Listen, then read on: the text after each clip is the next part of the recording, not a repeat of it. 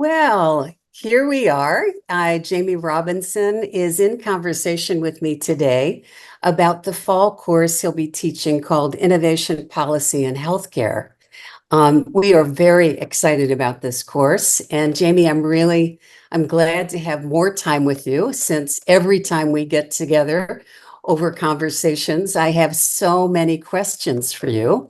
And so I have a few today, which I want to start with. We're just going to talk for the next 10, 15 minutes and hopefully give people just a better sense of what they're going to experience in their OLLI class with you, which is being offered as a hybrid, which means people will see you on the screen and they'll get a chance to see you in person. So my first question is about you as an economist. How did you end up in the public health department at Berkeley, the academic arena of public health? How did that happen? Sure. So I have a PhD in economics. I've been at Berkeley for decades, and the public health school has a division of which I'm the chairman of health policy and management. And we work on the economic and organizational and political dimensions of health and healthcare. And my interests have evolved over time. I've worked in the area of environmental policy and health insurance, but over the past decade or so have focused on medical technology, by which I mean drugs, biologics, medical devices, artificial intelligence, and the other, so to speak, the stuff of healthcare, which is both drives the expense of healthcare, but also drives the improvements in what physicians and other caregivers can offer to patients. As I was saying, there's been so many questions that have emerged in this course that follow along with your area of expertise. And I think that the information that does have to be a bit unpacked for all of us as we watch this whole new world of biotech and personalized medicine and what the getting the human genome has met. I think that one of the things that we've been experiencing, obviously, even as a political issue, is the dichotomy that's being proposed as maybe a false dichotomy or a real dichotomy between innovation and access. So we've got the Biden administration has negotiated for some pharmaceuticals, to be at a lower rate. And some of the counter response has meant that might sacrifice innovation. Can you explain that issue to me a little bit further? Sure. Well, we want to have our cake and eat it too. We have, as a community as well as individuals, great desire for innovative new treatments that are focused, specialized for our individual needs. We know that people are different genetically and otherwise, and that some treatments work well for one person that don't work well for another person. And there's just a lot of conditions, Alzheimer's conditions, obesity, heart disease, which need more treatments. On the other hand, let's face it, healthcare is expensive. It's getting more expensive. And it really burdens particularly the lower income part of the population. So how do we balance it? That's really the question. And in some sense, the central theme of the class, I'm saying, how can we as a community maintain the engine of innovation while making it affordable? Because if it's not affordable, it's not going to be accessible. People are not going to get it through their insurance. There's going to be too much copays. There's going to be too many administrative hurdles. And here in the Bay Area, this touches us. It's particularly because the Bay Area is such a center of biotech and digital health innovation. There's just the industry is here. The research universities are here. It's like Silicon Valley for the bio world is also here. And so it is a very real question about how much, when we say we're paying for healthcare, we're also paying ourselves to work on healthcare innovation. And I could give you some examples, if you will, but that's really a central theme of, and I guess I would just say the answer is, easier said than done, is that we have got to be able to innovate more cheaply. And in most parts of our lives, like in the digital health world or digital world, we often see innovation as making things cheaper as well as better.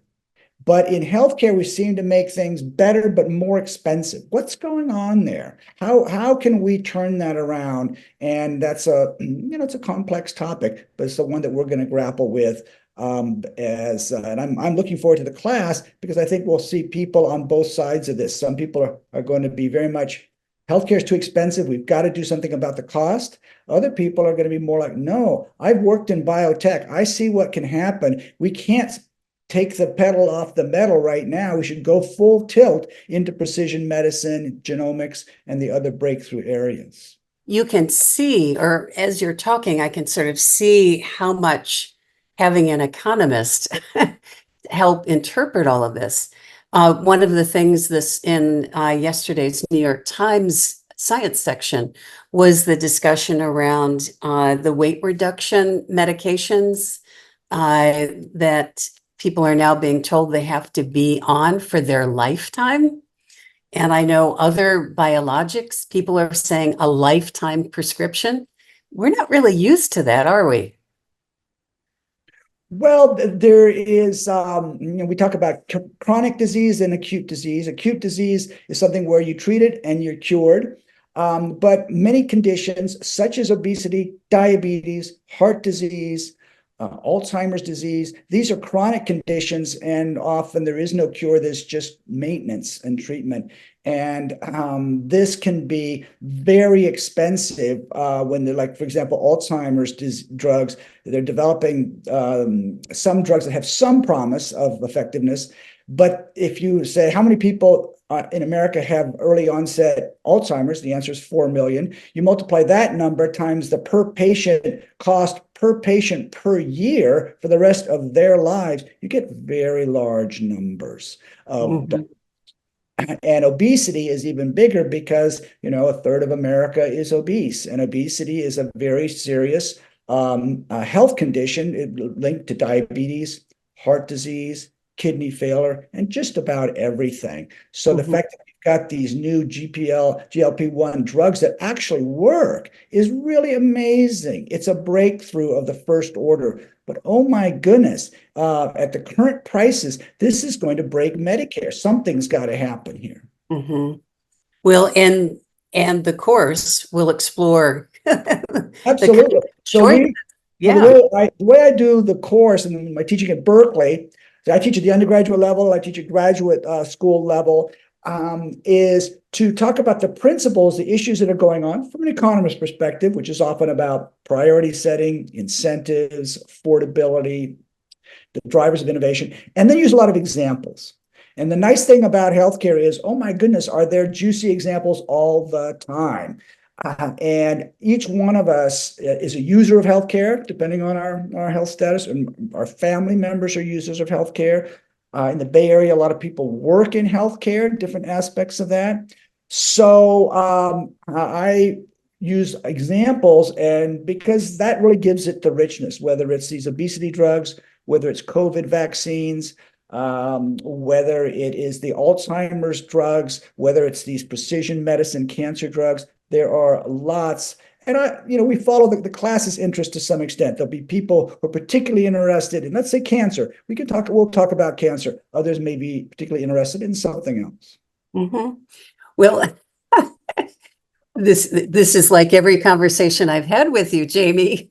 I've had 3 or 4 more questions to ask you, but I'm going to save those for the class because this is going to be such a wealth of insight and information that I think we can use not only personally, but also as citizens when we see, the things that do emerge as political issues or legislation, where we really want to urge either the California legislature or the Capitol once they start doing real work again on the kinds of things to really be thinking about. Things that you and I were scheduled to talk about, which we'll wait to the class, are the things about more about personalized medicine and the promise that holds, but the cost that has.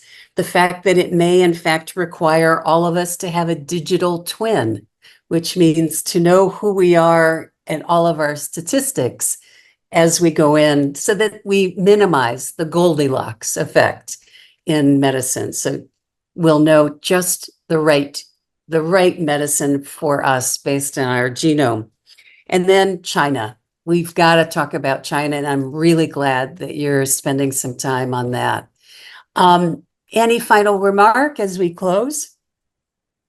Well, I just think that one of the interesting things about this fall is, let's face it, we've got a presidential election happening here.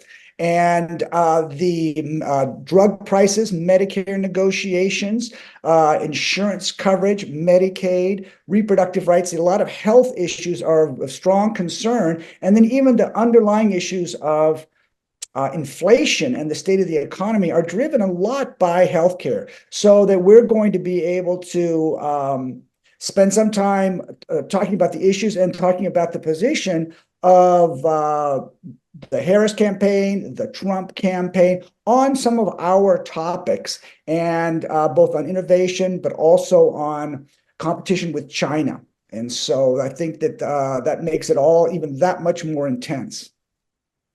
Well, thank you today for the conversation, and we're hoping we'll get our conversation shared with as many people who are in that on our website thinking about taking this course. Thanks again. You bet.